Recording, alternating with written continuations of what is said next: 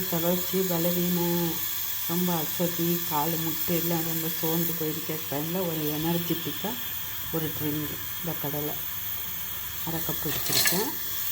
மிக்சியில் பிடிப்போம். பிடிச்சாச்சு. இதில் பால் ஊற்றுவோம். அது உங்கள் தேவைக்கு ஒரு ஏலக்காய் போடுவோம். பேரிச்சம்பழம், கொஞ்சமாக நாட்டு சர்க்கரை ஓட்டிட்டு இது கருப்பட்டி கிடச்சா கருப்பட்டி சேருங்க. நான் முட்டை வலிக்கு ரொம்ப நல்லது. கொஞ்சம் கருப்பட்டி நாட்டு வெல்லம் எல்லாம் சேர்க்கும் போதும் பண்ணிவிட்டு ஷேர் பண்ணுங்கள். அதை கூட்டிகிட்டு ரெடி ஆயாச்சு. இதில் கொஞ்சம் ஹலீம் சீட் போடுறேன். ஊற வச்ச ஹலீம் சீடும் சியா சீடு போட்டிருக்கேன். அவ்வளோதான்.